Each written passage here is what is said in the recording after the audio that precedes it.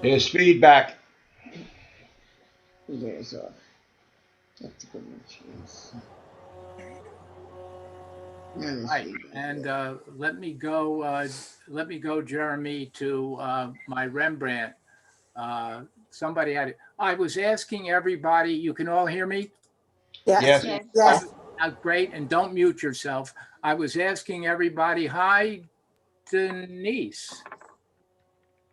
Denise, you can hear me? I can't hear you. Sorry, I'm late. No, that's no problem. So in this, do you all see, not, you see what you see, but do you all see the image of carcass of meat and the slaughtered ox? Yes. Yes. I was just handling 67 slides. I sent you not for homework. Remember, I made a joke and I said, this is not a homework, playing on this is not a pipe. And we can begin the recording now if we, and so I was asking you what slides you wanted to talk about, if any. Did you have any burning questions or issues?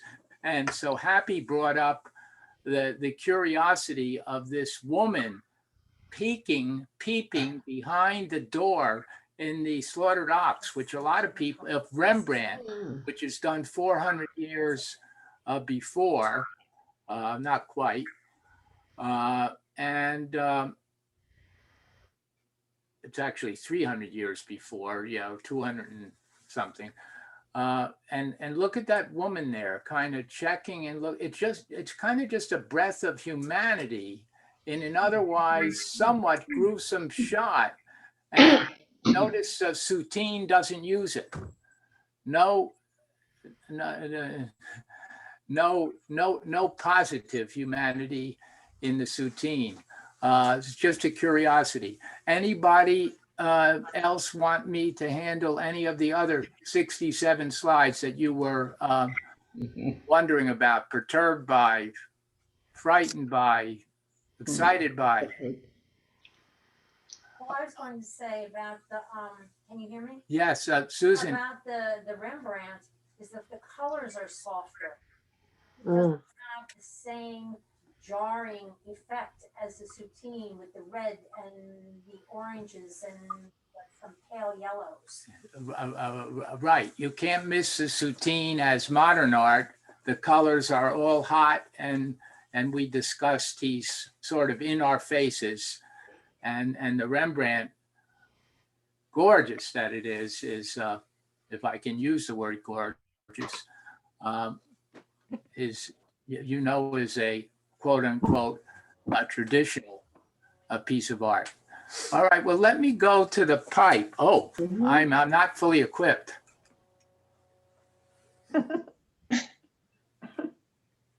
So what I'm smoking is, I'm not smoking, but what I'm holding in my mouth is a actual pipe. And most of you got the joke, and that this is not a pipe written underneath. Can we go to that one now, Jeremy? That's slide 34. I'm going to put it on for all of us. And where's my, yeah, okay. Ceci pas un pipe, the treachery of images. This is not a pipe. Now, most of you got the quote unquote joke. This is not a pipe. It's an image. It's a painting of a pipe. And some of you said, and rightly so, all right, so what? We got the joke. But some of you, and I have to tell you, it was quite astounding, went on into depth and breadth of this painting. You wrote more words than Magritte would ever consider writing about it. And you forced me to write more words than even you did in your responses. So, and they went beyond to issues of seeing and believing, and seeing is not believing, and what is seeing and what is reality. And what is he telling us? And if you can't trust what you see in reality, is that why we have modern day election fraud and fake news and alternate realities? It's not my it is my politics, but it was your politics and your sociocultural responses. Let me just show you just quickly a couple of these responses of yours. They're quite astounding. Barbara, I should not believe what I see. Maybe the words are saying I should not believe what I see. I'm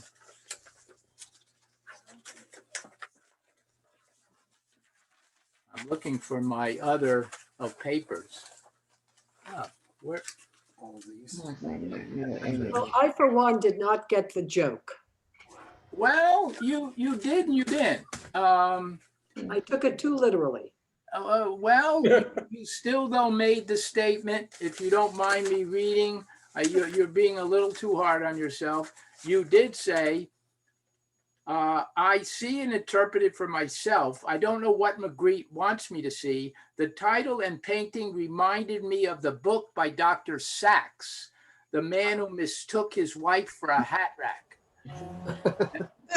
That is Dr. Sachs, right? Not Dr. Seuss? I don't know the book. Okay. It's Dr. Jonathan Sachs, and he was a neurologist. Oh, fabulous. We see what we see. We see what we see. And not all of us see the same thing, right? Okay. Jonathan? So that Jonathan? so that was Roberta. Yes, Mark. I want to ask a question. I noticed that it says the treachery of images. Were there other images besides the pipe? Yes, it's a whole series of plays, as Magritte usually does, on illusion and what is real and what is not real. I don't have any of those to show you, but I'm glad you bring it up, because you have to deal with the title of a work. And some of you mistook the caption for the title. Ceci n'est pas un pipe. This is not a pipe. It's not the title. It's part of the painting, a caption. The title, many of you dealt with the title, is The Treachery of Images. Treachery is dangerous. I don't know. I see a lot of danger when seeing is not believing, when you can have alternate realities. You went, hi, Mishka. You went, hi, Harriet. Hi, Deb. You went into this in great detail. I didn't do it. You turned it into a lot of political and sociocultural statement. I was very proud of how you went so far with it. One says here, and you all saw a lot of underlying tension. One says here, perhaps Magritte is issuing a warning of sorts that the viewer needs to open oneself to other possible meanings in works of art. Looking at the pipe, I thought it looked like an image in early modern advertising. The people creating the ads use images to stand for hopes or aspirations that the viewer might have that would make them want to purchase the product being advertised. In this case, the pipe might represent intelligence, erudition, wealth, or refinement. Therefore, it's not a pipe, it's an aspiration. I'm going to take a chance here and wander into a bit of a minefield. This is from Jeannie, by the way, who's not here today, taking a vaccine. I see this painting as a metaphor for the past 4 or 5 years of our lives in the United States. All along, we saw what was happening, but the words that accompanied what we saw told us that we should disbelieve our senses. Should we believe what we see or what we're told? This tension leaves us in a state of uncertainty and ambiguity. Another one. It is certain that Magritte is telling us there is much more here than the object we see in front of us. Hence the treachery of limiting our vision to only what our eyes see. Very creative response. The treachery of limiting our vision to only what the eyes see. Our eyes see what is a pipe, but what does this painting cause us to feel? Now, I, as a teacher, of course, love this because I've been talking about feeling and experiencing the art, not just hearing a bunch of blabbermouth blah, blah, blah, from the teacher or anybody else. and violation of expectation and ambiguity and reality and illusion and. And you all gave me back so much of that in your responses. Don't be offended that I don't read yours because of time, but I want to show you what you're saying.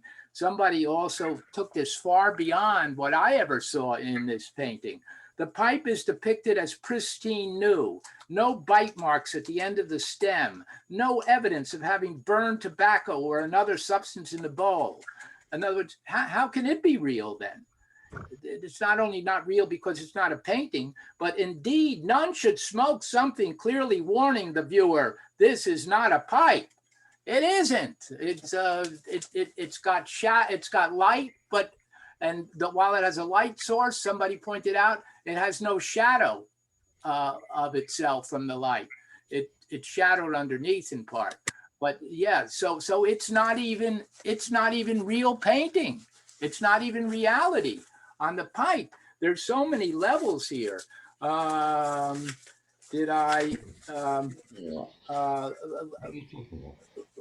think I got enough for you here. Was there one more I wanted to read? Yes, Steve Jarrett even pointed out, this is not a pipe. Well, it certainly isn't a pipe if the pipe in French is the same word as the pipe in English, which is a conduit for water, a tube, or a method of water passing through a tube, a conduit. French does have a word, le conduit.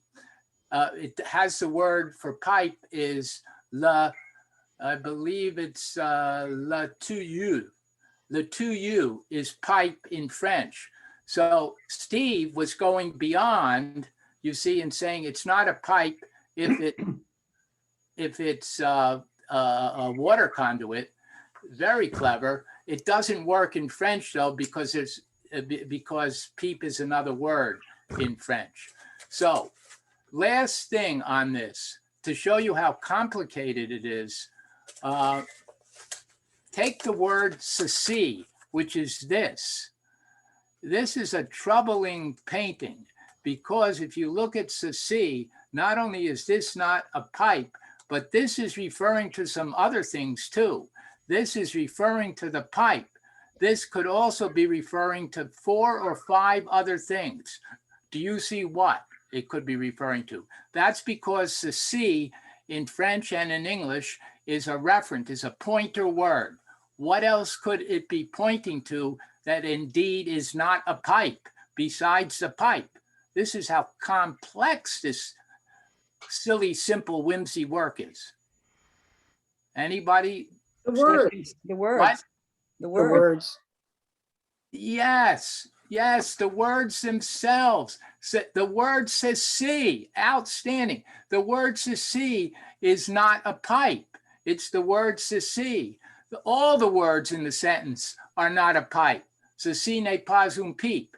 Now take ceci as a pointer, pointing to the dull beige background. This is not a pipe. The background is not a pipe. Then you want the top off to all of this.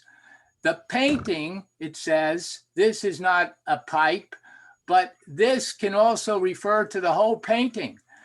Now you're saying this is not a pipe, not only the pipe, but the whole painting. So after we're saying, that's tricky because after we're saying this is not a pipe, but of course it's a painting of a pipe, an illusion, we are then denying in part the reality of the painting and saying the painting itself is not a pipe. I think that's enough philosophy 101. Unless any of you want to say anything else about it, I just wanted to show you, you went into your own complexities, as I said, and quite rightly, the art made you, evoked all sorts of feelings, political, sociocultural. The primary mode, or first thing you did to try to resolve the painting was philosophical. And, you know, what is real, what isn't? So outstanding work by you, and you went well beyond what I anticipated. And so I am giving to I have so many secretaries here, and they're male and female. All right. I am through that. And that is the pipe. Anybody else have anything pressing from the 67 homework slides that I included? I mean, that's a lot to remember, but this pipe was one of the 67 slides. Happy mentioned the presence of the woman in the Rembrandt Slaughtered Ox.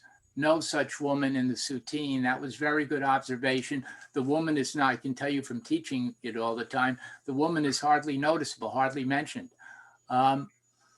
Anyone else before, because I do want to say one thing about one of the arts, one of the slides, two of the slides, and one of the criticisms I'm getting in the course by a few, which is partly legitimate.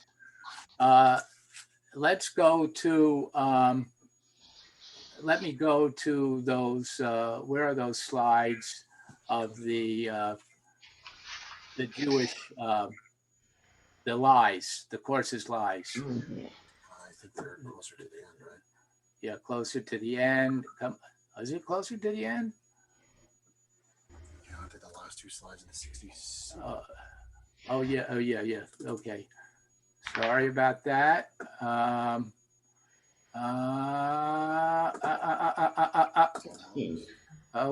on. Yeah. I can't. I think I have to have. Okay. Here we go. No, here we don't go. No, where is it? Where are my two? No, I know I included in the 67. I included two slides about the lies of the course. Anybody remember where they are? Here we go.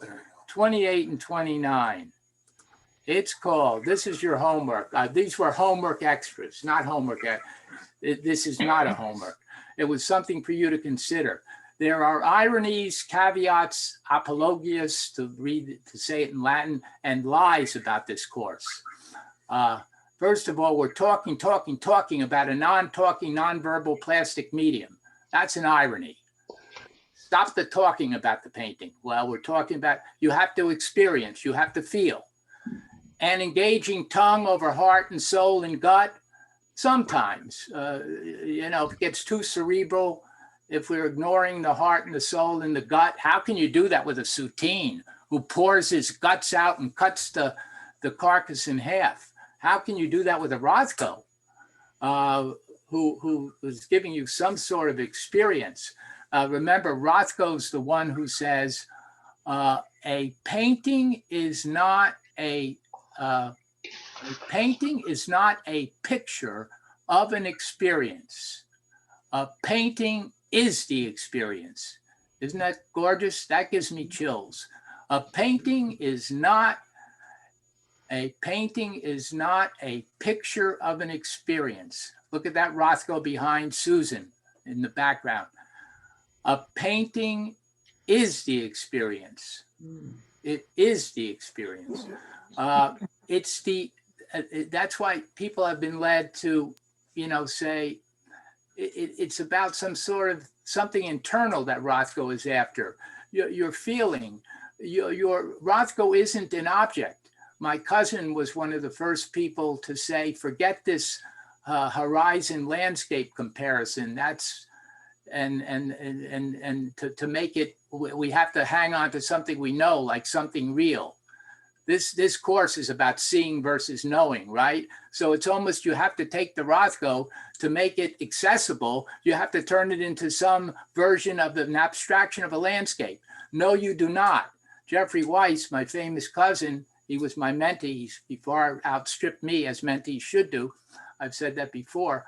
was the first to point out very obviously there's no horizon line. The patches don't go to the end. I think it was Roberta or Harriet, correct me, who said, you're dealing in Rothko mostly with vertical paintings.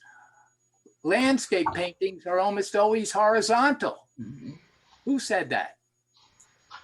One of you did. And very perceptive. Okay, so there's something internal going on and you're throwing back into yourself. Jeffrey was also the first one to say it's not, Rothko said it's an experience. Jeffrey said it's not even an object, it's an environment. It's environmental, very profound.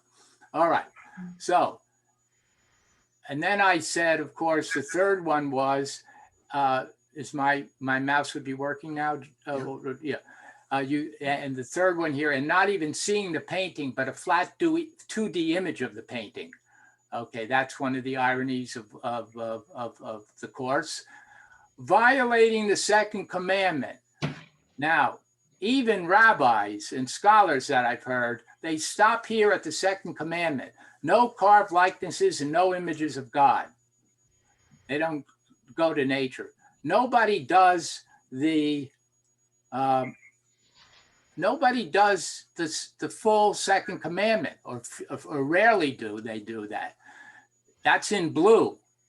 You shall have no other gods beside me. You shall make you no carved likenesses, and no image of what is in the heavens above, or what is on the earth below, or what is in the waters beneath the earth.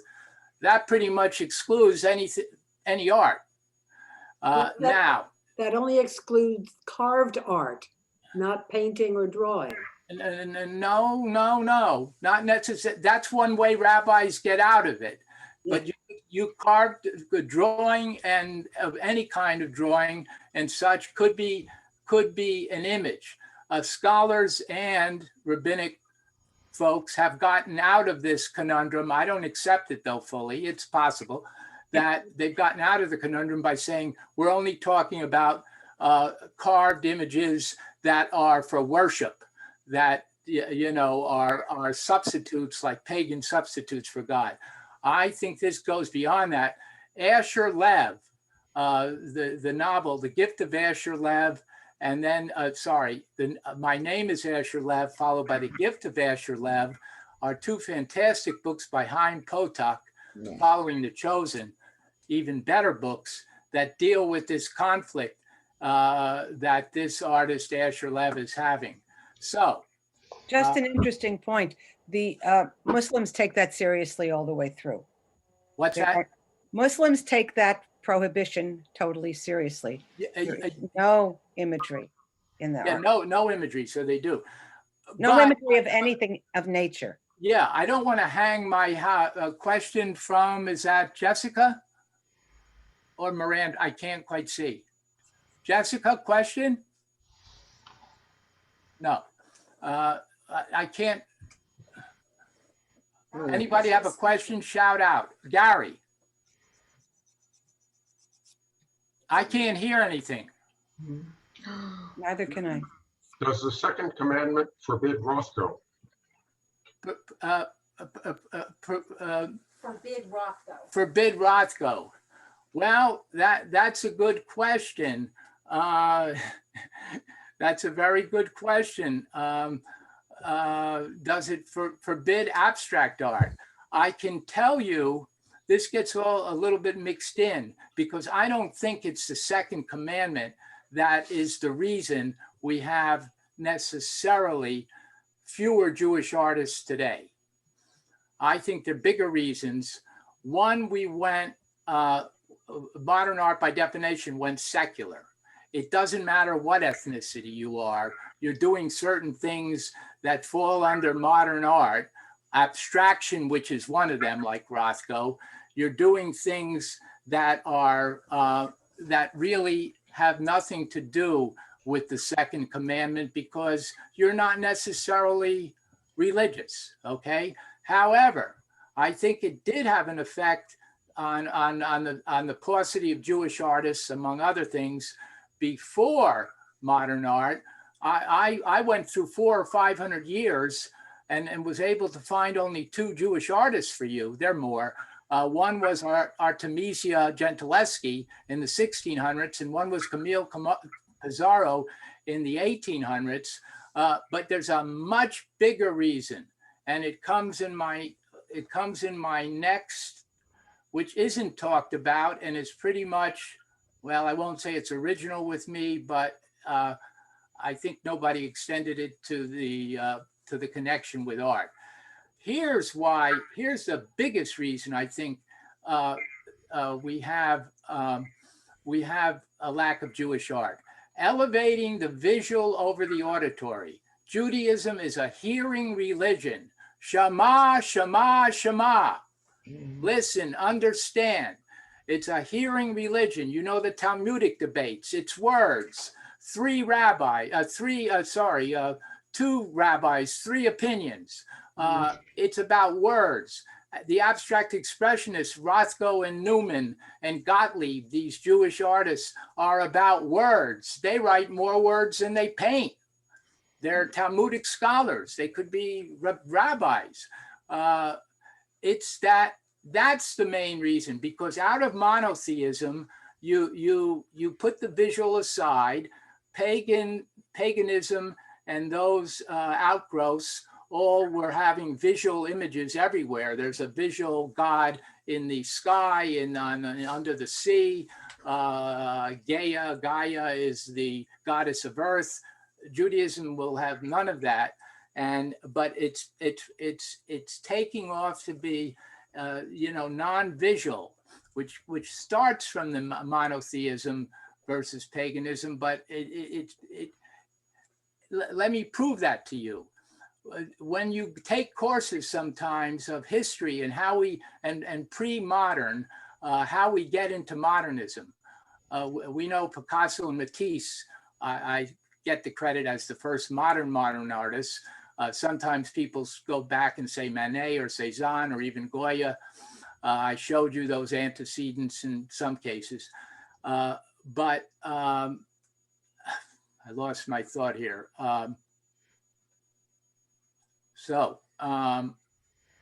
Is this a raise your hand kind of class? Because this is my first one. Yes, of course. It's shout out. So what I wanted to say was just, wow, you're amazing, number one. And number two, this second commandment has heavily influenced my work as an artist, because I don't paint faces because of my childhood understanding of what it means that we shouldn't be representing any faces, the likenesses. So that's had a huge influence. Tell us your name. Deb Friedson. Oh, Deb. Yes, of course I know Deb. Yes. No, it does. It does. It does influence some people who are not secular Jews, and you are not a secular Jew or a secular humanist. Yes, it can. It does. I appreciate the comment. Where was I? I don't know where I left off, but Can I just interrupt for a second? Yes. I'm in the same boat with Deb. I do not do faces in my work, but one thing occurred to me is that Jews have been literate. We use words not only orally, but we write, and a lot of what we do, Deb does a lot of that in her work too. Words are important. Right. Yeah, we're going to see that. Deb is going to present to us the last 15 minutes at least. I remember my thought. My thought was when I was taking history classes and what brought forth the modern age. And everybody said Einstein and science. I agree with that. Physics, science, the whole world view changed. What are the new world views of the 20th century? In art, it's Picasso and Matisse, not Jews. In science, just a second, it's Einstein. Keep going. In politics and history and power, it's Marx. Not practicing, but Jewish. Keep going. in psychology and personality, it's Freud. The only one we don't get the Jew into, and this isn't a contest like, you know, you poor, you know, Jews versus Christians or something. Please don't take it that way. But what I'm illustrating there is auditory, language, words versus visual versus painting. So what I'm illustrating, the only one we don't get credit for in these courses that talk about new world views that happened with the 20th century is Freud, Darwin and evolution and social biology, not a Jew. Jessica, question. The first Jewish artist is mentioned in the Torah, Bezalel. Bezalel. Tell us more about him, and because he was the first Jewish artist. Who is he? Hillel, I think she's talking about. Hillel. Oh, Hillel? No, I didn't say Hillel. Bezalel. I'm not aware. I can't tell. I thought that's where you would begin the class, because he's in the Torah. No, well, so that's, I'll have to get less ignorant, and I'll take that up next time, and you can help me by writing me an email, spelling the name, and let me discover it. But I do want to point out there is visual. To just take it from you, there is visual art in the Torah. So I'm not, you know, this isn't in his name is mentioned though. So yeah, there's a tabernacle. All the art involved with the tabernacle. Think of that, decorative though it be, but lions and such. So that's already violating the second commandment. But it's not. This isn't, of course, in the Torah, so we won't talk about those ambiguities yet. But they're there. But there is. He's art. Read about him. Yeah, yes, Jessica. What? Okay. Anyway, I've got to finish my lunch. Okay, I can't read it. These are chats. What has somebody chatted? Okay, so it's not no chats. Okay. I had one more thought on this. So the course, I have to be honest, does contain this slide in it, because I say biblical influences. That means Hebrew or Christian, biblical influences on modern Jewish artists. So there's a focus for you. I create such a paradox because modern Jewish artists don't have much biblical connection. We have it. That's why I brought some of you in, and Mishka too does some. Mishka too does some biblical art. What's that? Mm-hmm. Oh, this is from the chat. Some ancient synagogues have mosaics with figurative art. Yeah, yes. Yeah, this isn't an either or. It's a question of degree. But certainly when we get to modern art, because of the secularization, you know, the secularization, and it's kind of nice that, you know, we don't have to say you're Jewish, you're Christian, you're Black, you're this, you're that. It's not that ethnicities and races and creeds don't influence you. They will, and they do in some of the art that we're going to look at, and from our AA congregants too. But it kind of secularizes and universalizes and burns out, you know, various ethnicities and races and creeds.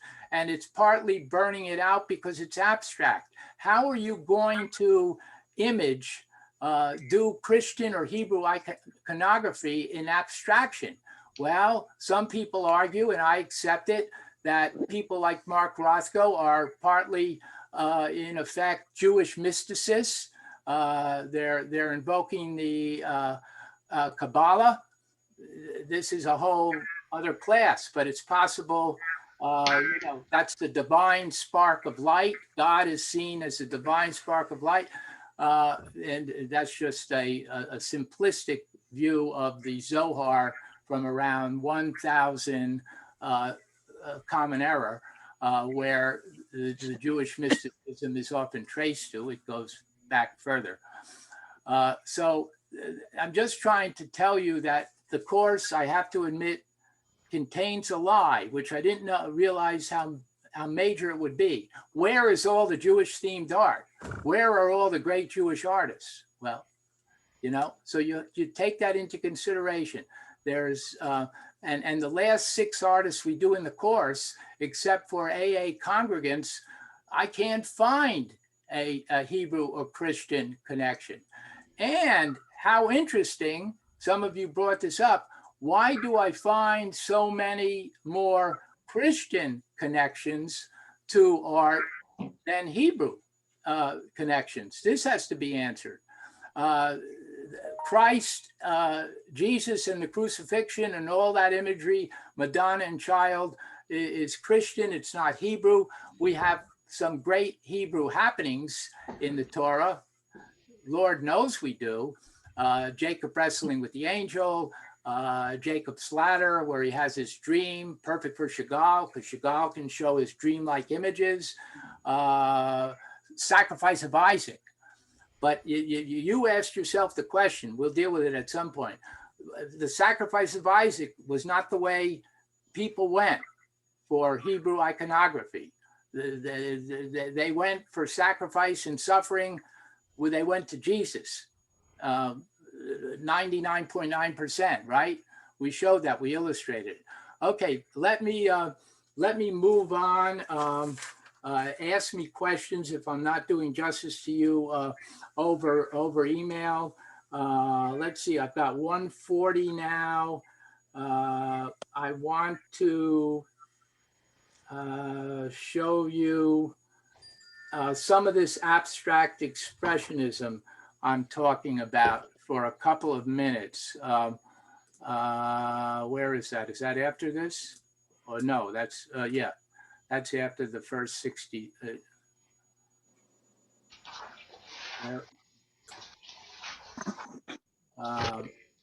Does this stop here? No. Okay. It goes on. Okay. Here we are. Sorry about this. Come on. Wow. I must be a madman. How do I expect to get through all this? All right. So here are 4 Jewish artists today. We're not going to spend very much time on them. I'll give you a little visual homework kind of thing where you can think about it. First of all, you can't go through these things like I'm going through them with, 10 seconds. If anything, we had a Musar course, and the teacher taught me one thing beyond Musar. Do not show an image and flash it off the screen in 10 seconds. Give a person 30 seconds to a minute to look at an image. And she taught me another thing. When she read a poem, she said, we read everything twice. Gorgeous, beautiful. By the way, on the Magritte, I didn't make one overarching statement which I left out. Linguistically, Wittgenstein, a great philosopher, pointed out, among others, but I think he was the first, the word is not the thing, right? The word is not the thing. The word on a page, whatever the word is, say the word is the word, is a bunch of scratch marks on a piece of paper. It's arbitrary that the word means the word, okay? So the word is not the thing. Magritte is extending it to the word is not the image either. The word is not only the thing, the word is not the image. It's a painting of an image or some representation of an image. It's never the image in itself. This is the image. My pipe. All right. So in abstract expressionism, these Jewish artists, 4 of them I'm showing you briefly. We'll have to do some interpretation later on. But I just wanted you to get the feeling here. One is Barnett Newton. He's a Talmudic genius. Rothko's a genius. Gottlieb is a genius. Newman is a genius. These are geniuses of words, not only painters. I think they're genius painters too. My personal belief is that the abstract expressionists, Jewish artists, are the greatest Jewish artists of the 20th century. You know, I don't put Chagall in that class, but that's my personal belief. Doesn't mean you can't like Chagall more. All right, so Newman says, I hope that my painting has the impact of giving someone, as it did me, the feeling of his own totality, of his own separateness, of his own individuality. And here is two of his paintings, separated by a couple of years. The first one is 1948, when I was born, just had my birthday. I'm an Aquarius. Doesn't that mean you're sensitive and compassionate and intelligent and giving and humanistic and of course modest? That's a joke, people. Have I lost you? Barnett Newman in one mint. We must talk about that. One mint is a word for atonement. One mint, one. I like that. And atonement has a lot to do with Hebrew art and Hebrew study. And we can talk, while I'm talking, look, we can talk about why in the world is this an abstraction, a representation of atonement, of one-ment, all right? Let me look at the next one. Do you react to this at all? Does it move you, or is it blah? Blah. Blah, doesn't do anything for you as a work. No. Okay, that's Right. fine. I think size has a lot to do with it. What's that? I said, I think size has a lot to do with the impact. Not only size, but these stupid damn, these stupid darn reproductions. This is like an 8x10. No, it's not 8x10 painting. I forget the size, but it's a pretty big painting. And the next one is really huge. Size and not being in front of it and not seeing the light that's coming out at you. Yeah, for example, in the next one, I can tell you this is a fact that this is in the Museum of Modern Art. You note the somewhat pretentious title. I'm being kind of unkind. Vir heroicus sublimis. Sublime. Sublime. Man, heroic and sublime. Everything abstract expressionism is large, is huge, is grand, is heroic and sublime. That's what he names it. Man, heroic and sublime. Well, the painting is sublime. You know, if you're there in person, oh, you straightened this out, Jeremy. We also had this on an angle, which makes it even more dramatic. But notice how they're always hung less than a foot off the floor, because you're right, it's right in your face. Now I can tell you from experience, when I was there in that room, and many times, the red comes back at me and I see the red. People who are next to me or a couple of feet away see red on my skin. That's how light it is. Can you believe that? And this is not optical art. This is not like Dan Flavin, an artist later on who did these incredible neon lights, a minimalist, and they're gorgeous and mystical, and which is, by the way, a big point to make here. Minimalism, conceptual art, doesn't mean you bled the feeling out. It doesn't mean there's no feeling. There is plenty of feeling in minimalism and conceptual art, even though those are supposedly idea forms of art. I had to learn that. It took me 30 years to learn that, because I was still spouting out the typical stereotype of, oh, it's idea, there's no feeling there. Well, this Barnett Newman invented practically everything.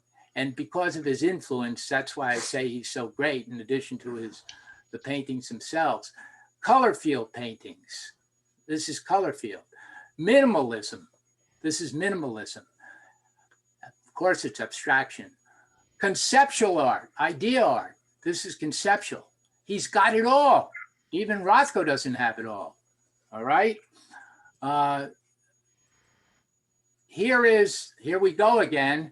In the 1950s, he doesn't turn to Hebrew art, Hebrew iconography. He turns to Christian iconography, the Stations of the Cross. Rothko gave us 14 paintings in his gorgeous chapel, which we took a 360 roundabout. You cannot possibly get the feeling of these paintings by this stupid reproduction, but they're 14 Stations of the Cross. We won't go through them all, but one of them is, it takes the name of the whole series. I forget the Latin words, but they mean Jesus saying, God, why hast thou forsaken me? God, Lima, Saba, I can't remember the Latin, but Lema something. But God, why hast thou forsaken me?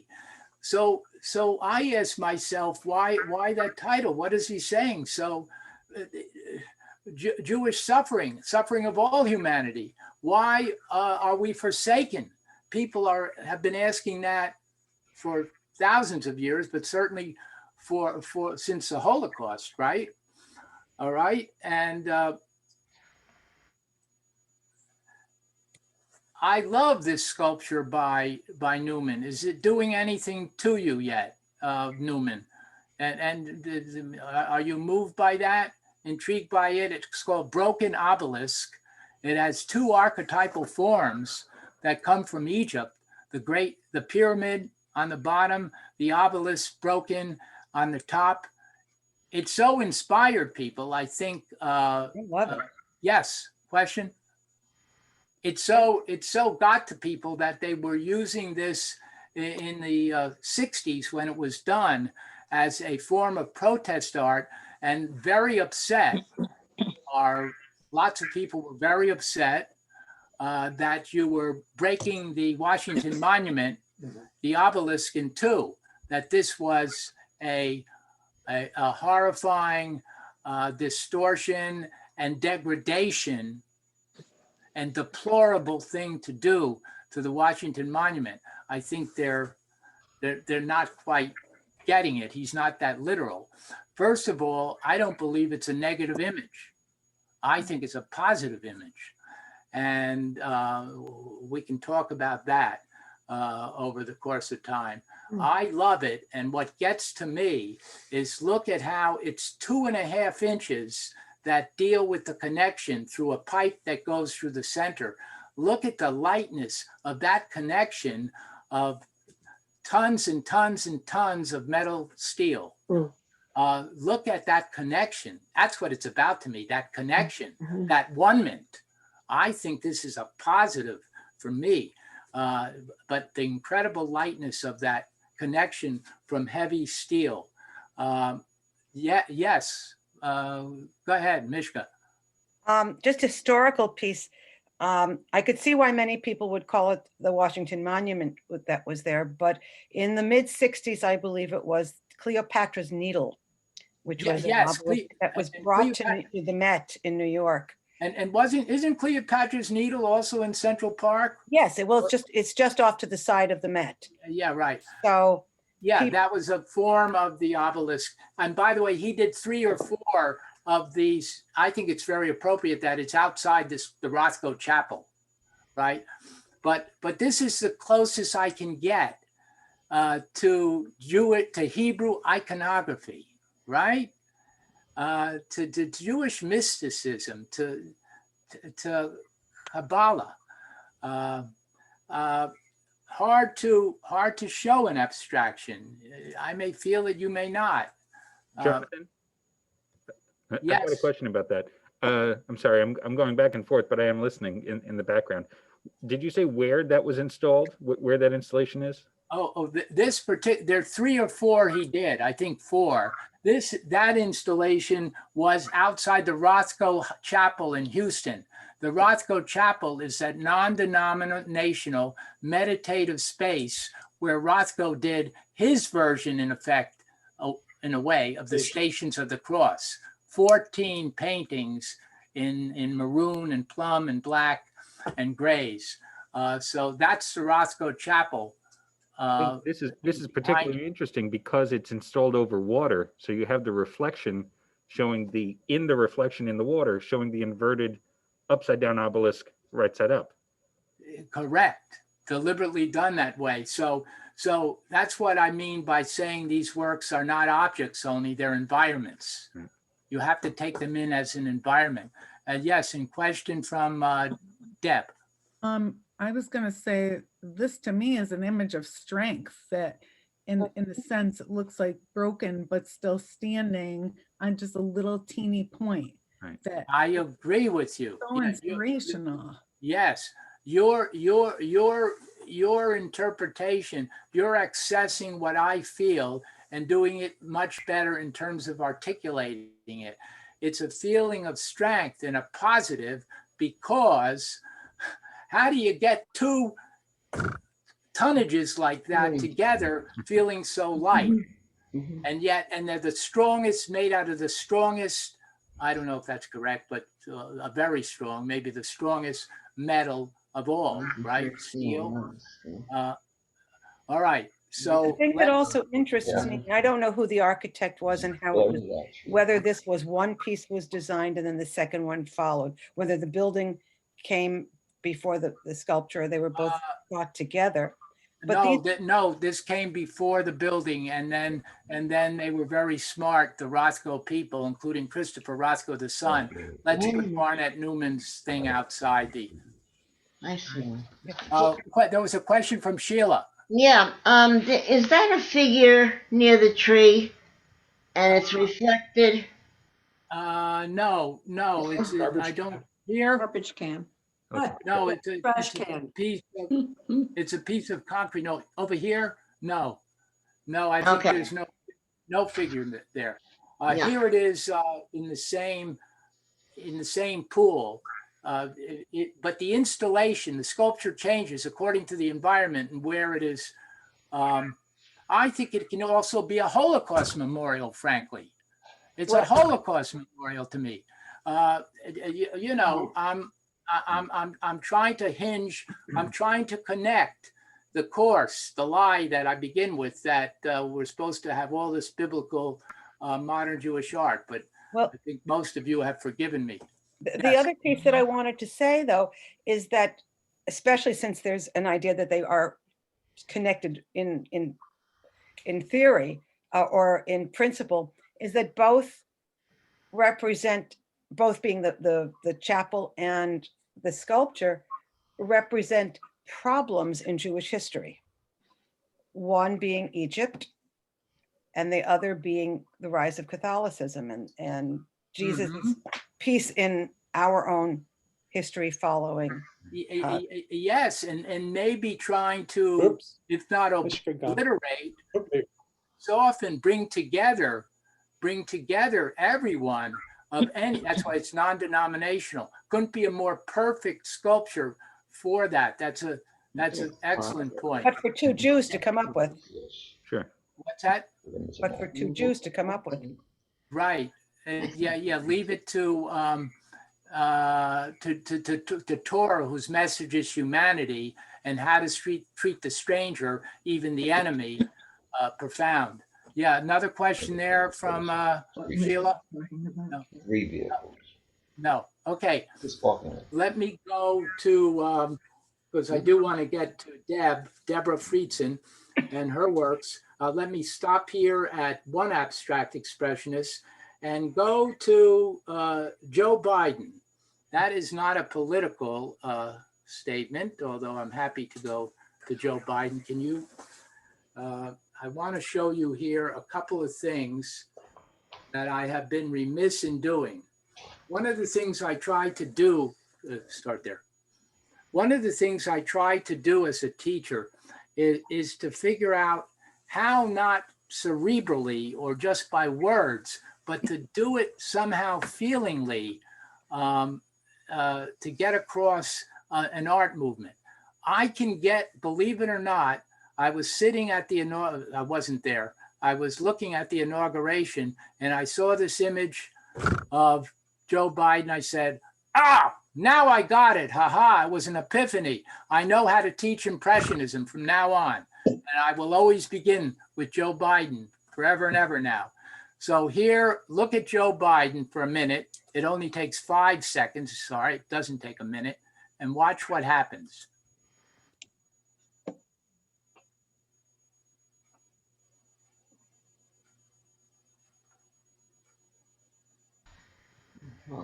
Got it?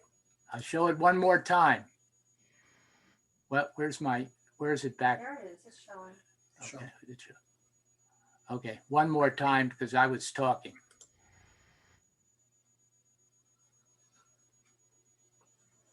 Okay, stop it. Individuals. Stop it a little bit before that, Jeremy. Okay. I'm stopping it where, okay. Yeah, okay, fine. So Joe Biden's left cheek is obliterated or getting obliterated. His hair is certainly obliterated. It's a white light, basically. This is about seeing versus knowing. This is profound. If we're going to paint Biden for a presidential library or for his presidential portrait, which is going to hang in the White House someday. Think don't all presidents have one? Yes. We're not going to paint him like this, are we? Because I know he has white hair. I'm going to show all his white hair. I'm not going to change it, by the way, to black to idealize him. I'm going to paint it, but though I'm going to paint it somewhat perhaps idealized, at least I'm going to paint it according to what I know. And his white cheek, his left side of his face is going to be there in all realism and naturalism, and so is his hair. The Impressionists were too honest for that. An Impressionist artist sees what he sees. He sees light. He sees obliteration of substance. He sees images lose themselves in light. And most of you, I've never known a person not to like Impressionist art, but they are really seeing, in some cases for the first time, honestly. So let me go now. So the question is, here's the seeing versus knowing dichotomy that we keep getting. And we said with the Magritte, seeing and knowing, seeing seems not to be believing, not to be knowing now. And it's affected our modern world too. Now in Impressionism, are we going to, we're not going to paint what we know. We're going to paint what we see.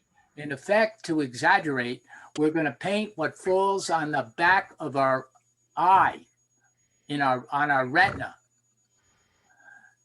That's the image that falls on our retina, that image of light and diffusion. The reason we see it as Joe Biden or a full building or a full landscape, and Impressionists don't paint that, right? They see. The reason we paint it as and know it as Joe Biden's real face is because of the optic nerve, because what our mind, our brains do. Our mind or brain changes to what we know. And that may be fortunate for all of us. So now on the next slide, go ahead, Jeremy. Yeah. Here, well, wait a minute. Why? Okay. So that's Ruan Cathedral by Monet. And if that isn't an illustration of what's happening with Joe Biden, I don't know what is. Now, why do the darn photograph? A camera did the photograph much more recently. Great cathedral. Monet presents it to you that way in 2 different lights. He actually has 4 different lights. He did this painting over and over again. So that's what Impressionism is about. That's how you teach it. It's about seeing versus knowing. Are you honest to the seeing or are you honest to the knowing? That's the conflict starting in the 1800s, really. Now it goes before that. We can go back. We have the many, many instances, including the great painting that you should look at that I included in your homework.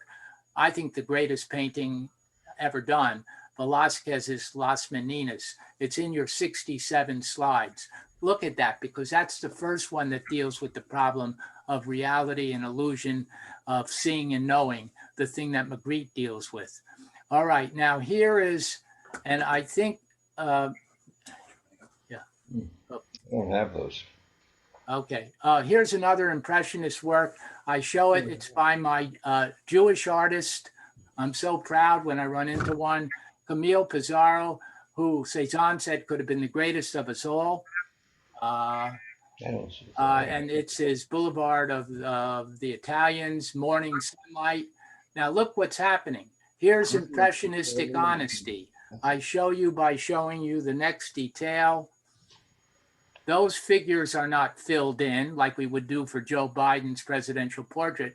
They're just dots and smudges, but this is the way it looks. That's the way it looks. Yeah. On the back of your retina before your brain destroys it, right? All right. Now we have my favorite artist, my desert island artist, and the one who really takes this knowing versus seeing to beyond all expectations. He painted Mount Saint Victoire, Mount Saint Victory, hundreds of times, over and over and over again. Look at his image on the right. Again, why be a camera? Why do a photograph?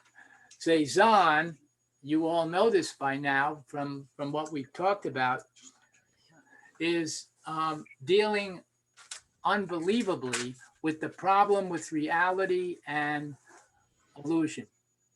Sorry, art and reality. He knows there's a mountain out there and fields and so on and a tree with some depth and solidity. That's what he knows. He is such an honest artist. Whoa. That's why he goes to the desert island with me. He's such an honest artist that he doesn't know what to do, frankly. Am I going to see it honestly, or am I going to know it honestly? You can't do both.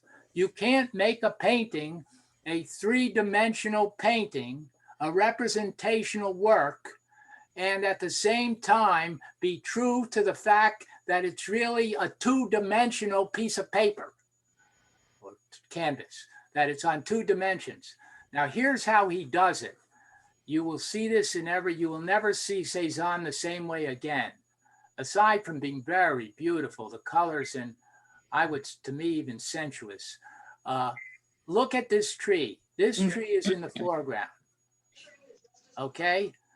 If you're going to paint in depth, if you're going to paint representationally, you learn from window view, single point perspective from the Renaissance, 500 years, what Picasso rebels against, starts earlier, but really comes to the fore with Cezanne. Here is the foreground. Here is a middle ground. Here is a background. Here is all the way in the background, the sky behind the mountain. Yeah, but is the sky really behind the mountain? It looks like it's right above it. So already he's pushing it forward, saying, what the heck am I doing? I'm painting on two dimensions. Why should I render three? So back to the tree as not only our metaphor, but of knowing and seeing, but literally what Cezanne is doing. Here's a branch coming out of the tree in the foreground. Here's a branch coming out of the tree in the middle ground. Here's a branch coming out of the tree in the secondary middle ground. Here's a branch coming out of the tree on the mountain. Here's a branch coming into the sky. That's not possible. In the background. How in the world can a foreground tree, you see what he's doing with the branches, he does it by the branches, cover all the dimensions, all foreground, middle ground, and background. That sends chills through me. I don't know if it sends chills through you, but the honesty, the problem of what am I going to do? We can prove this by his famous quotes. Look at the right. And by the way, he rarely signed any paintings after 1880 because they weren't finished and he didn't know what to do. He literally could have killed himself like Van Gogh. Fortunately, he was sane enough not to. His painting saved him. As much as Van Gogh's painting saved him, Cézanne's painting saved him. Look on the right. Tell me, do you think I'm going mad? I sometimes wonder, you know. Painting is damn difficult. You always think that you've got it, but you haven't. It's so fine and yet so terrible to stand in front of a blank canvas. How in the world am I going to be true to the fact that nature has solidity and depth, and yet I'm painting honestly on just a two-dimensional canvas? Here's his problem with seeing and knowing, just to tell you I don't make these things up. On the left, there are two things in the painter, the eye and the mind. Seeing and knowing, each of them should aid the other. You must think. The eye is not enough. It needs to think as well. Profound, right? It sends chills through me. The eye is not enough. It needs to think as well. It's not just about looking and copying, it's about feeling too. There we go with the whole aesthetic, my whole mantra of this course. And then the last one, I want to turn Impressionism into something more solid and enduring, like the art of the museums. He can't accept something just dissipating away. He's torn. Let's see it in another artwork. It's 2:10. Yeah, it's 2:10. I have 5 minutes. Cézanne deserves 500 years, but we'll give him 5 more minutes. Here's that tree again. Here's the problem in Cézanne. Tree branch goes out to the middle ground. Not possible. Not possible, folks. A tree in reality has to be in the foreground. No branch goes 1,000 feet into midground. No branch's foliage turns into clouds in the sky. No foliage out of a foreground, off a foreground branch of a tree turns into clouds in the sky. Well, it's foliage, it's not clouds, but you get my point. It's all the way back here. And then the whole thing but yet we look at this depth. We get the mountain in the distance. Oh, here is a path. This path has no such ambiguity. It's a gorgeous picture from Hanoi, Vietnam. It's a road, actually, not a path. It goes, I don't know, 3 or 4/10 of a mile. These aren't cars, these are houses. Now look what Cézanne does with his path. This is what I call, for Cézanne, the path to a new way of knowing and seeing, the path to modern art. This is a painting I would use as a metaphor for bringing modern art upon us, before Picasso. Here's the path. Here's you. I think it's a bent over woman. I don't know. It's a figure, though. You were asking me about figure. This is not a smudge. This is a deliberate figure Cézanne has put in the foreground of this path. This path goes on for thousands of feet. Look what happens. Already see what happens. The trees are a little bit in front of a little bit more foreground than the figure. The figure is very foreground. She goes several hundred feet. Uh-oh. She's in midground. She hits the tree. How did she travel all that way and hit a tree? Okay. Not to mention that this tree has a branch that's in the foreground, the usual Cézanne trick. But it's not trickery, it's honesty. What am I painting on? 2 dimensions. How am I going to resolve seeing and knowing? Right? He goes nuts, mad to trying to do it. Just like Van Gogh goes mad in another sense. So here's the branch coming out of here. The foliage goes to the midground. Not possible, folks. You could say, well, make an excuse. This is foliage on the field. You can't tell. It's in the field, midground. but it is off of a branch. It can't be done. The branch begins foreground, off of a tree foreground. The poor figure is stuck. When the poor figure gets back to here, that's another 1,000 or 2,000 feet, maybe 3,000 feet. Look at my figure. When my figure gets back to here, my figure runs into the foliage of the tree, which is in the foreground. That's foreground foliage. How is that possible? Okay. The aqueduct, Roman aqueduct, still there, which is behind the tree, is, yes, it's behind it, but no, it's not. Here it seems a little bit more behind it. Look at my arrow on the right. On the left, it seems a little bit more foreground. It seems touching it. So that's the path to our new way, to modern art and our new way of seeing and knowing. He does the same thing with our, yes, Deb, go ahead. Go ahead.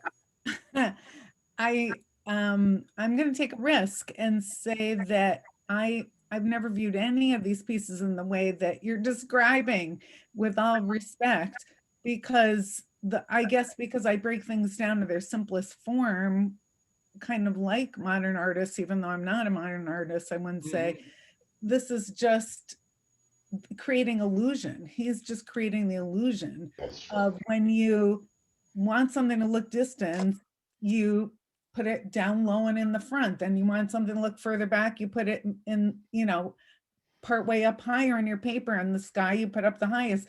That way you create the illusion of depth. To me, yeah, yes, but he doesn't go through with that representational window view. He's constantly slamming it against your face and your heart and your knowledge, because he is, as I've shown you, he's too honest, but he's not going to lie. He's not going to take the foreground tree and just leave it in the foreground, as I could do, as you could do as an artist. I couldn't do it as an artist, but as many representational artists do. So I think that's a dilemma, a conflict I'm trying to show you within the art. But let us go to your art. That's a nice segue, Deb. I'm just too simplistic a thinker. And I feel like during this period they were playing with colors. So to me, I've studied his Cézanne's work, and it's playful. Many of the Impressionists are playing with color, and just to get into my work, it's about capturing a moment in time. And in my view, it's about capturing a moment in time, and that's what I do, is capturing moments that don't last. Yeah, but I appreciate your viewpoint, and I thank you for looking at this in a different way. Yeah, Impressionism was trying to capture a moment in time, because 1 second later, the Biden face is another face, right? Right. And Cézanne, it wasn't, for Cézanne, the problem was, I can't do a moment in time. My painting is for all time. He says it's like a Poussin, who's a previous, 300, 400 years before, classical artist. It's got to be solid. It's got to be for the art of the museum. So yeah, it's an interesting conflict he has. Now coming to you, here we are. I start here, if you don't mind. Here is Deborah, who takes it away from here. And I tried to be honest in my captions. I don't know if she calls the works that, but even honest to the point of uppercase, lowercase. Go ahead, Deb. Well, I don't feel I belong in the same grouping as these artists, and the depth that you're teaching is really awe-inspiring. But what I did want to say is, in reference to seeing and knowing, that my work is all about knowing, but the seeing is a naked revealing of who I am on the inside. So my work is about finding self-acceptance in who I am through my work. and expressing human feelings that I thought I was alone with, that I find others respond to me, that they have similar feelings and I may not be. Talk about going mad or going crazy. You know, I have so many feelings that sometimes I have trouble managing them. So capturing a moment in time, this painting, I usually have two stories going on. One is very often my communicating with Hashem, and the other one is my own story. So either it's my talking to God. On the upper left-hand corner, there's eyelashes, and that's God's eyes watching over. Sometimes they're closed, sometimes they're open. And this is my painting about how I feel about motherhood and citing sometimes I invite the viewer to read what's there. As I've gotten older, I show more of the text. When I first started in 2006, I hid some of the text. So my more recent work, very little is hidden.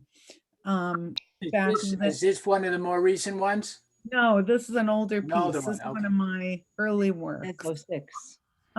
But it's recalling, it says, you know, I could never imagine anyone as beautiful as you, which is how I felt when I first saw Andy. And then it's also me at this time saying, you know, how are my babies grown now? We actually have a piece of art hanging in the woman's, what's that, Mishka? The woman's ladies' lounge, the bridal. Ladies Lounge, yes. Thank you. In AA? Right. And that is a painting of Alexandra and her children. And the painting is about, it's called My Haven. And the painting is about what it's like to have little kids and you can't sit in the sanctuary. You can't stay in there because your kids need to be taken out. They need to be fed. They need to be changed. But how you're experiencing the service from the sanctuary and how lucky you are that you're with your children, how blessed you feel. But this is a different experience in there. So you're kind of celebrating that time that you're together, even though you're not with others. So this is just, again, I'm a very simplistic person when it comes to my artwork. It's everything is down to very clear imagery, very simplistic form. I have a number of different series, and this is my heart series. My most recent series was my Hamsa series. I think we have one piece. And I've done a lot of trees over the years, and I have for a lot of my life. And I'm prejudicing you because I chose these works, not Deborah, which I shouldn't have done, but she let me do it. Go ahead. No, that's fine. The other piece in terms of the technique that I use is I use watercolor, but layers and layers of watercolor. So I start with layer watercolor, and then I may write for something to be hidden. And then another layer of watercolor, I do a lot of stamping with different textures, which you can see on the right where it says you are part of me. You can see some textures there. And if you look closely, you'll see my handprints on the left and right on the bottom. That's my stamp of when I was going through a very difficult time in my life. And I said, this is who I am. I am the only person who has these hands. This is my are these your handprints? You see the hand? Exactly. Yeah. I'm pointing right. Okay. And over that it says, Or my. I can't quite read it. Take slipped. for my. I hold you as you slipped. Oh, I painted something for my baby. Where's that? Right there. It's in white. It's about plant. Yeah. White. And I can't even tell you, I'd have to zoom in, which I do. Once I gave a gift to someone I was very close to who was dying of brain cancer. And I said, I'm giving you this painting on the computer so you can enlarge it and read all the hidden things that are in there. So because this was back in 2006, I actually think this says I planted trees for my babies. I planted trees for my babies, which I did.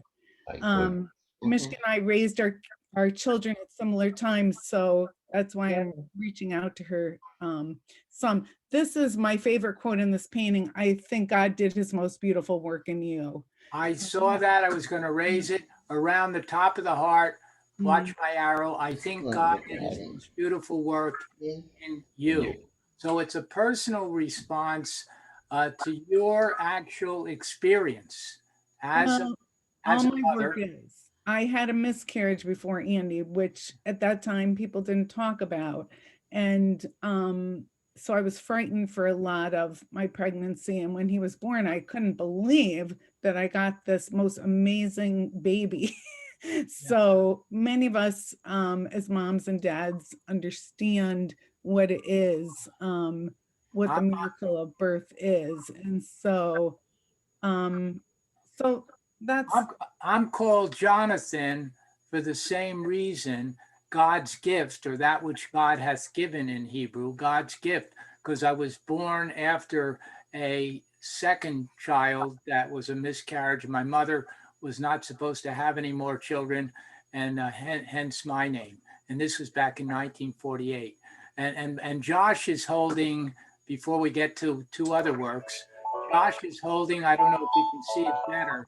Maybe there's a glare on it. Can you make it more horizontal to the artificial screen? Yeah, that's your work. Deb, can you say something about that? I can't see. I'm trying to open up to see Josh. It's my other screen. I'm on my phone also. If you'd like, I can go into the ladies' lounge.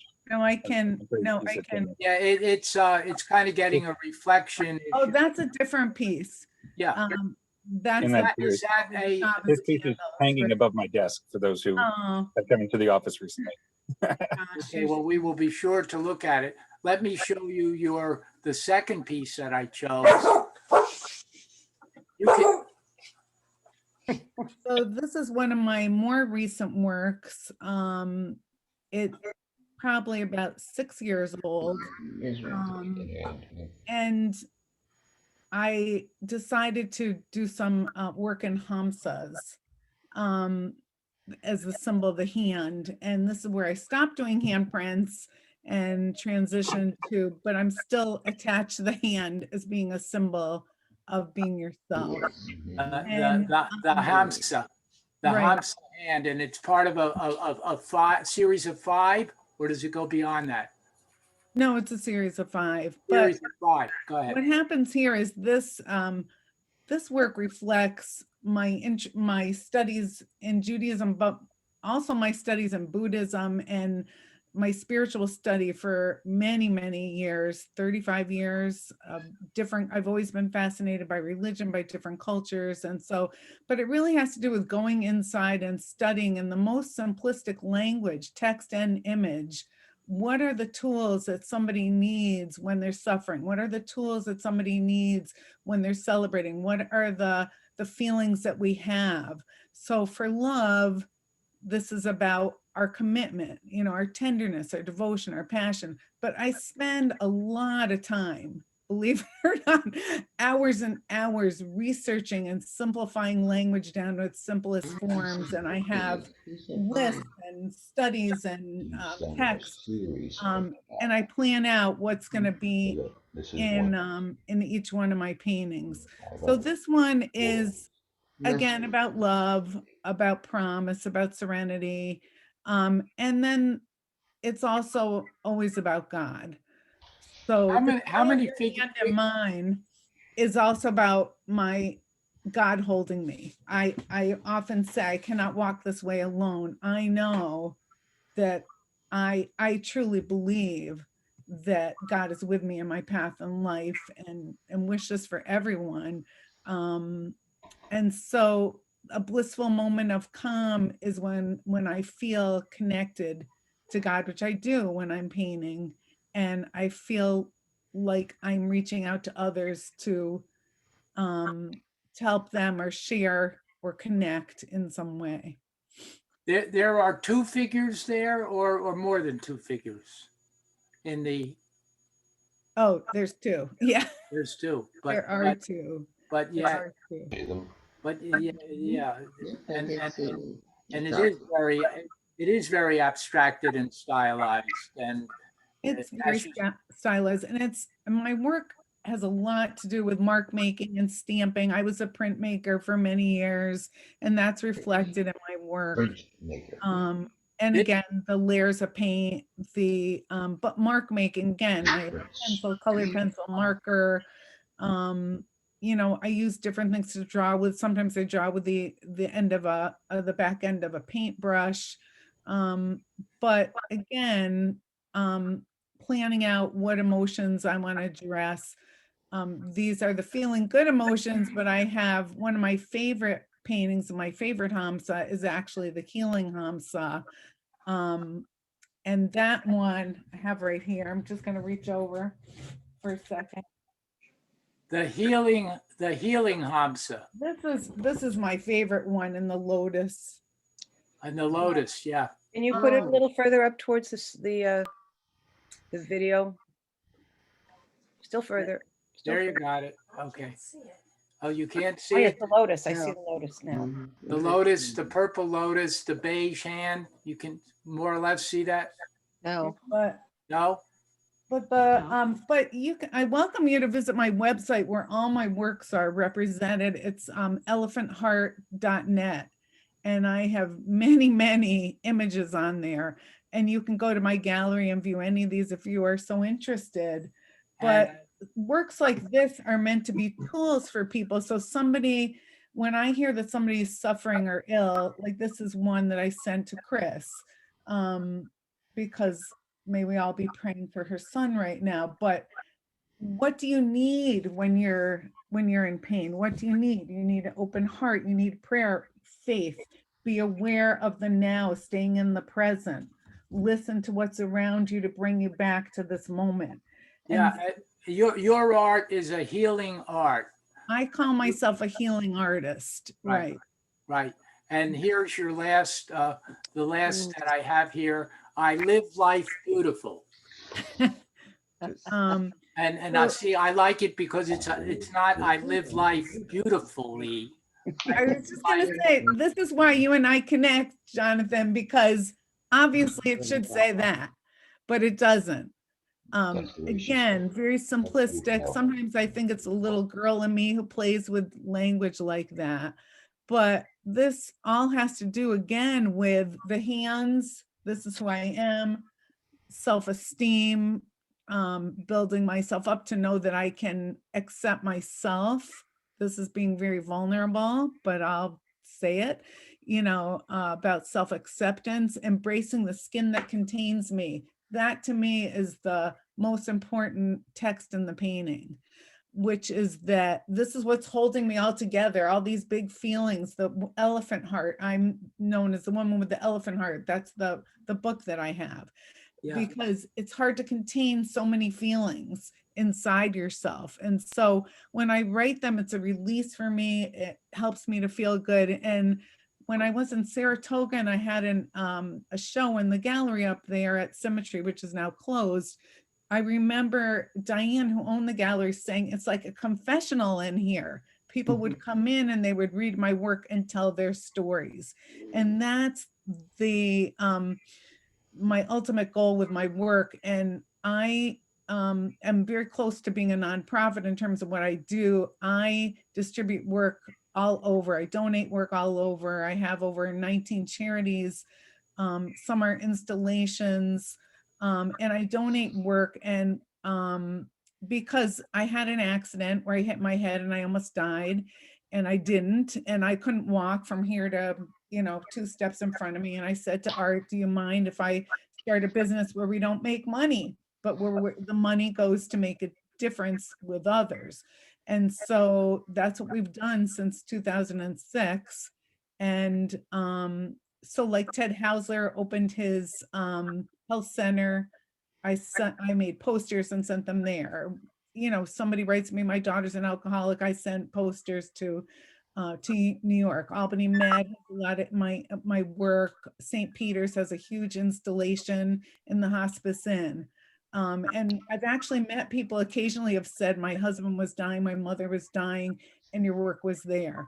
So my self-imposed job is to catch people and help them to feel the comfort I didn't feel in a way as a child, and I'm still working on, I'm a work in progress my whole life to feel comfortable in my own skin and to help others find that comfort with God within themselves and connection to others.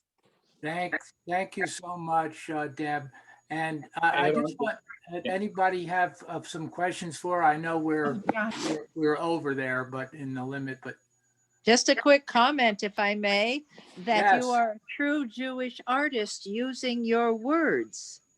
These, look at the power and the beauty of your words, even with the beautiful images, but the words are so powerful and come from the heart. And that is true Jewish artistry.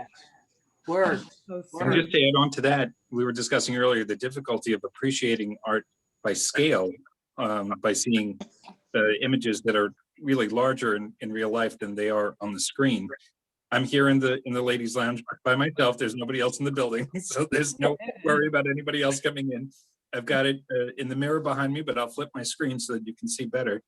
For those who can see. Oh yes. You're doing sometime. Of how it's placed here in the ladies' lounge. It's about 2 feet by 3 feet, I would say. That's fair to say, this piece. And what are the words? This room is my haven today. There is another heart that beats within this house of prayer. This was also 2006. There are many blessings here within our midst. The women hold their children close, lovingly close, lovingly close. And then in lighter text around different areas, beauty, love, day of rest, believe, my heart knows, miracles inside the heart. Thank you, Josh. And the depiction of That was clever to do. a mother reading to her children. Thank you so much. I know you have to go, but I just want to show you my newest piece, which is on my website. This is one of my 2 pandemic pieces. And this one is about the earth and a woman holding the earth on her shoulders. It's like a female atlas. And the earth is saying, come home to me. And the woman is saying, I will carry you. And that is God saying, I will carry you. Come home to me. So the conversation goes 2 ways. It looks on the surface like the woman saying to the earth, come to me. But it's really about God saying, come back to me. Come back to your roots. Were there particular artists that influenced you? Were there particular artists that influenced you? Can you name any? Yes, I was scribbling notes when I was talking to you. In terms of, well, Monet is my favorite painter. And you can see on the painting up here that I use a lot of his color. Yes. I also love Van Gogh's work because I relate to the emotion in his work. The Impressionists are my favorite, but I've come to appreciate some of the modern artists. But I'd say for sure Monet is my number. And so that was coincident and appropriate that I showed 2 Monets today, the Ruan Cathedral. And I do love Cézanne's work, and I studied his work in college and in grad school. I studied Matisse, whose work I also love, and that is kind of my connection over to, again, more simplistic forms. I know I'm 6 minutes over, but I was going to ask the class, do her colors remind you of any artists that we've seen several paintings of, or a couple of paintings of? Her colors, let me again, here's another one. To me, here's another one. I think, to me, I'll answer my own question. There's very much there's very much a color likeness, a feeling also in the fact that it's not heavy in pastel paint, right? Is it often watercolor? It's all watercolor. And I was going to say the other artist who's influenced me is Marc Chagall. And seeing his work in Israel was a highlight in my life, really, to stand there and look at those beautiful So panels. your teacher is so smart and modest to show you You're a so Chagall. smart.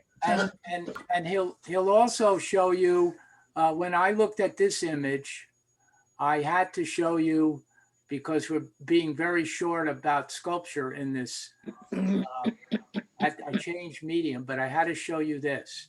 This is a Henry Moore, mother and child, and a Barbara Hepworth, mother and child. Those are their names, those abstractions. I felt very moved and connected by her work. I love Henry by Moore. Deb's work. Yeah. And by this Moore and Hepworth, they were from the 1930s. So, you know, what is modern? And then when I look at this work, this pure joy and exaltation, if you will, out of obviously pain and difficulty, I see these two works. That's a very tiny sculpture by Mario Marini, a little horseman. And that's pretty small, and so is the other one, pretty small in image. The other one looks a little bit too Star Trekky and Star Wars for me, but you get the point. And it's just there's nothing original, right? No, not original. There's nothing original. Yes, there's nothing. Well, yes, you're influenced. Artists imitate other artists. Artists paint. Here we go with knowing and seeing again. Mm-hmm. Artists paint what they know, at least in part. Even creative, modern, new artists, they always paint to some extent what they know. They can never get that behind them, because you can never see something. You can never see. You're a human being that's seen all his life, known all his life. You can never see anything purely. There's no pure eye, no matter what people say. There's no pure perception. It has to involve at some point knowing. So there's your seeing versus knowing issue, even here. And I've gone beyond myself. Any final comment or question from anybody? Josh. I have a question for Deb and Mishka and any other artists who are here with us. Do you, while you're in your creative process, intend a particular response from those who observe or consume the art through experience? And have you ever heard from anyone who had a different experience, a different reaction than what you intended with with a specific piece? I have a fast story. If you don't mind, Mishka, I'll go first. Go ahead. When I was in Saratoga, one of my first exhibits, I had my heart series was up, these huge paintings like the one that we have in our synagogue. And no, I don't have any thought. I know what I am putting out there, but people respond sometimes to it in the way I intend, and sometimes they don't. But this woman came out, and she went out of the store, and she came in, and she went out, and she came in. And the third time she came in, she came up to me and said, "This heart series has really touched me." I was expecting her to talk about her emotions and revealing the heart. And she said, "I just had a heart transplant, and I cannot tell you what this exhibit means to me," because she felt like it was there for her. And I just have chills talking about it, because I was, well, that was the last thing I expected to hear. So that was quite unexpected. Beautiful. But Mishka, what's your feeling? I have pretty strong intentions of what I want to put out in advance. But there are times when somebody sees a different intention or focuses in on something that, as has been discussed, is like, I really didn't think that. I didn't quite get that when I was putting it together. I couldn't tell you any particular stories about that. But there are times when there's something of a different reaction or an additional reaction than I might have thought about in my plans. We My also stuff come is from different it's not places. very spontaneous like Deb's is in many ways, I think. Mine's Very much all more about spontaneous. emotion. Mine's all about emotion, and I have had Yeah. people write me. It's not unusual for somebody to write me and reach out to me and say, I just sold some of my original works to someone who owns a store in Boston Spa, and she called me and said, my family needs more of these paintings. These have really spoken to us. So I've had people who will want to talk about what they're feeling. I'm an alcoholic, or I've suffered abuse, or the stories that I've heard have been really quite remarkable. I didn't feel seen before. You know, how did you know I was hurting, and I needed this language? And so for me, it's been very fulfilling. And when I started this, it was really a calling. I felt like I would picture a rabbi or somebody, not that I put myself in their league, but I really felt that my accident was God's calling me to attention. I probably should let you go, but I'll tell this very fast story. The night before I fell and had my traumatic brain injury, I was praying to God on my front steps. My son was going to be bar mitzvah. My son who has cystic fibrosis, and my father died suddenly a number of years before. And I was on my front steps talking to God saying, how do you expect me to get through this without my father, who was my best friend? I miss him. I can't do this alone. Can't you see I need a break?